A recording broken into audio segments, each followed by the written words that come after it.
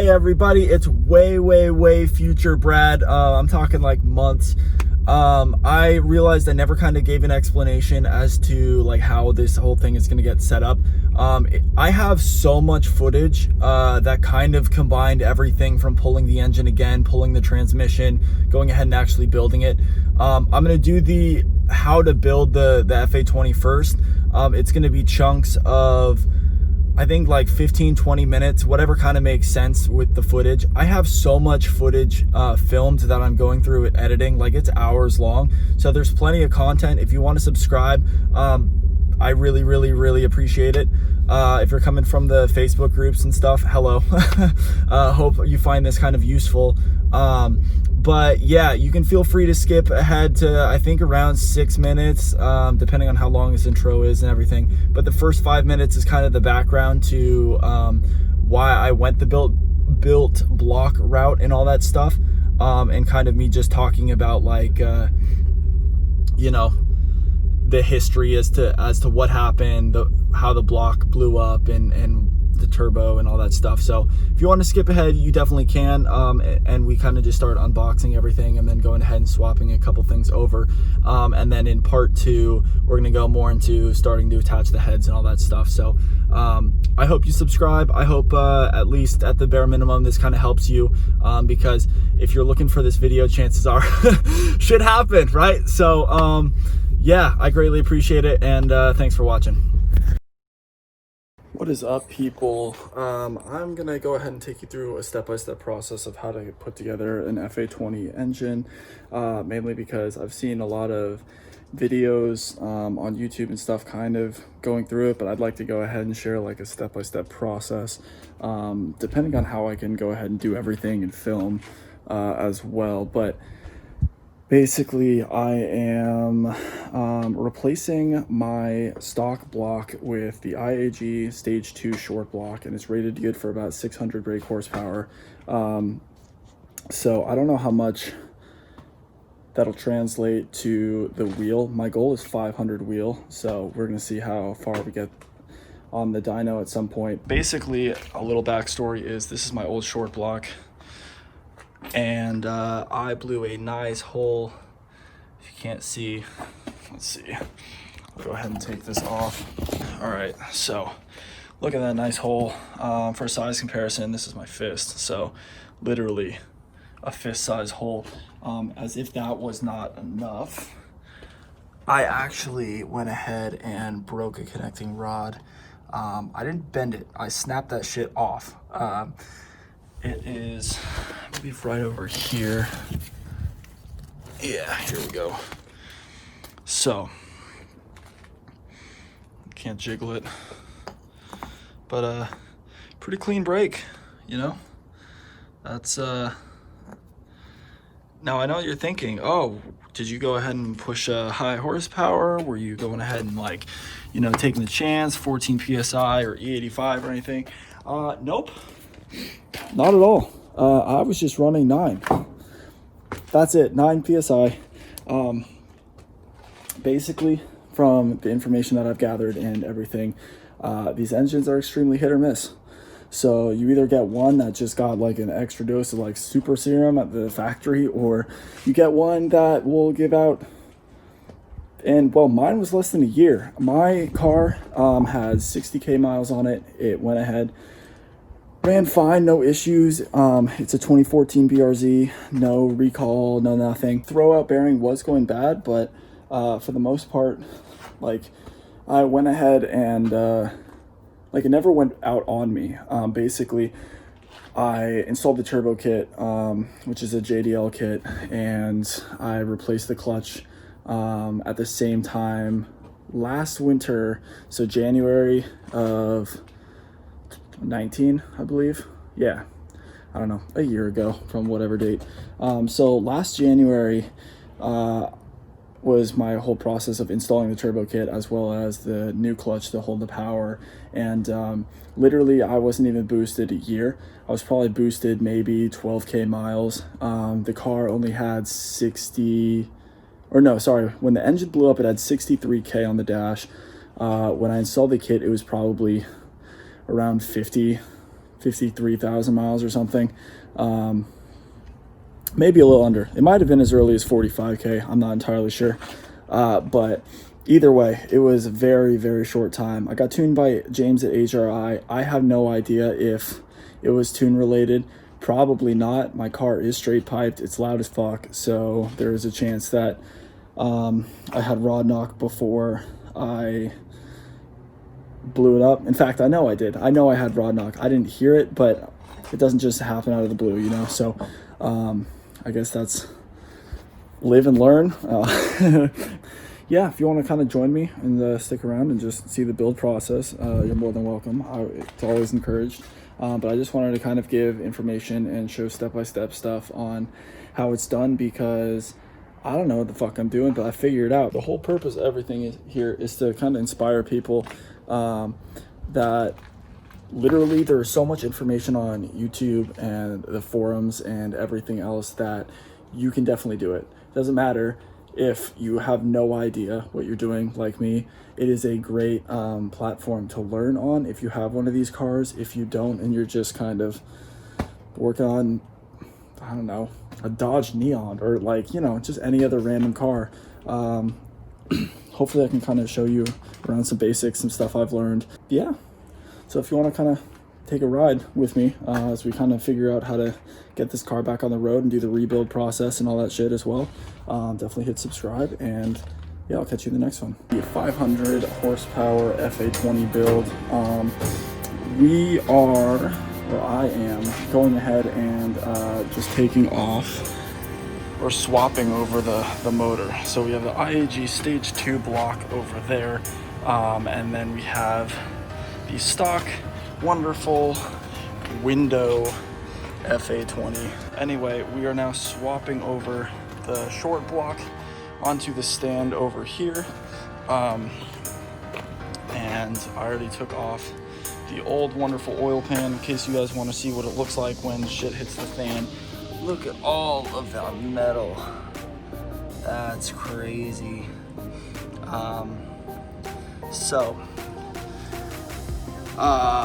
As for right now though, we are going to figure out how to swap everything over from that block to that block. So let me just go ahead and swap over the short block to the stand, and then we'll pick up from there. This is my first little plug, and just to kind of show you where it is, it's just this little guy. So as you can see from the old engine, I wasn't about to I was actually about to reuse that, but I keep forgetting I have a whole new kit. So that little guy does come in the kit. I actually think it comes just with the engine. It came out of this bag right here. Rear and main seal kit. I'm not entirely sure, to be honest with you. Like I said, I have the plug kit here, but I also have all this extra crap. I know I paid for the gasket kit. A lot of this is actually just injector stuff, like the direct injectors, like these guys. I know I'm missing one. One's attached to my fuel rail. But yeah, so a lot of this stuff just has to do with this guy. This right here, I used a 5/16, I believe, right? Is this guy. So yeah, 5/16. I don't know what that translates to in millimeters. I suck at math. I'm not even gonna attempt it, but whatever that would be. I'm not entirely sure. I mean, I think this car is all in millimeters, so I don't know what it would be. But I never had an issue. Like it's fairly tight. It doesn't do, you know, on some of those hexes that it has a little wobble. I know because I went ahead and absolutely stripped the shit out of my bolts for the oil. Actually, I don't know what it's called. It's not the oil pump. It is that weird little thing on the camshaft. It's like this little roller. Where is it? I wonder if I can just show you. I actually dropped off or swapped. I didn't swap the block completely. I just wanted to go ahead and stop and show you what like an unboxing would be for a stage 2. Well, I guess any IAG block, but basically comes very, very securely wrapped. They really didn't have to do all this for me. I live 40 minutes from them, so I just picked it up in person. But I appreciate all the extra effort for safekeeping travels and stuff. So there's all this sealed foam and air. And then the block is actually under here. I did take it out previously. So forged rods and pistons, and hardware, I believe, and it is an OEM crankshaft, because from what I've read from the little info that I found on high horsepower FAs, that the crankshaft is actually a decent component, and you really don't need to upgrade it until you're shooting for, I don't know, quad digits, I guess, or maybe closer to like 800 or so. Did not get a closed deck. The reason why is because I upgraded all the oiling, budget reasons. I mean, it's only $1,000 price difference for the 2.5 versus the 2. However, there's only a 75, I believe crank horsepower is the difference. 75 crank horsepower difference between the stage 2 and the 2.5, and I just figured, you know, all that extra money would go better into, instead of the block, going ahead and replacing like the cam sprockets and just higher quality oil and all the seals and gaskets, and just like, I would rather, since it is my first time building an engine, cover more of the reliability. I cannot find any videos online about where all the seals go. So I decided I'm gonna figure this shit out, and everyone else is gonna, I don't know, be able to use this as a reference. Immediately, there's obviously seals here and here.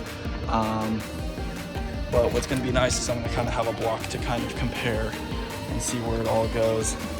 And we're gonna figure this shit out together. So it's gonna be a good time. But like I said, I'm gonna go ahead and tear this open, put it on the hoist.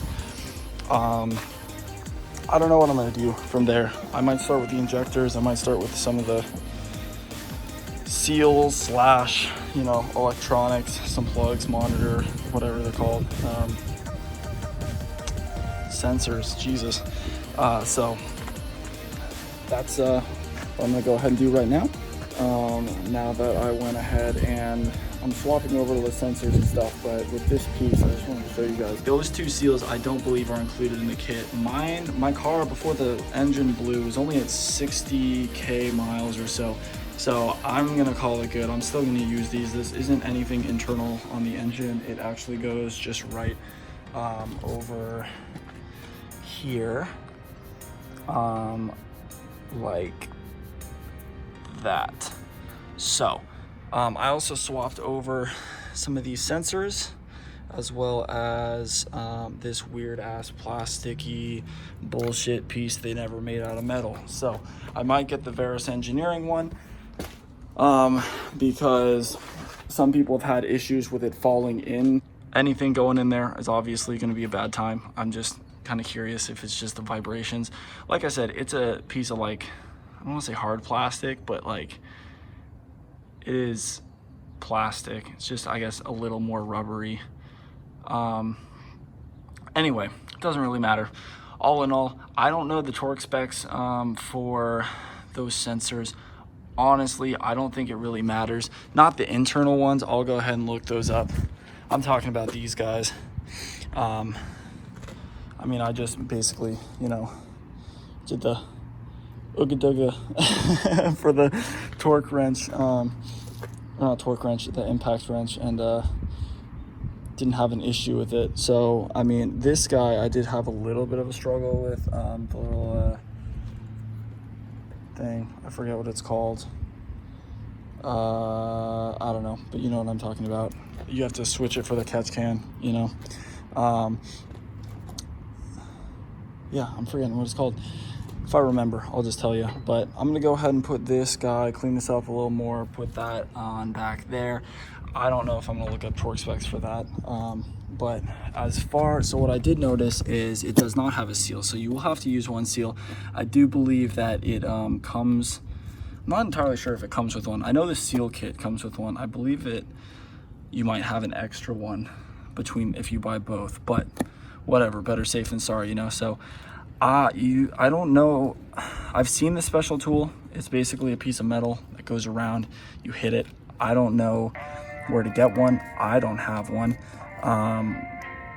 So I don't know if there's another way to necessarily get the seal in there without that.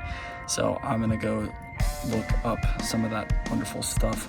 As for this plate, you do also have to switch that plate over. I did pull it off. It is right here. And then you also have this block off right on the other side. I believe it is right, yeah, right here. When you put that back, you do want to have, I think, some gasket maker or TV or something. Actually, no, just kidding. That one's the water side. So actually, I think this one's good to go back on. I don't see anything on here. Sorry, you can't see it. So I think that might actually be okay to go back on. This one you definitely do. So yeah, I'm gonna go figure out some more stuff and then I'll check back in.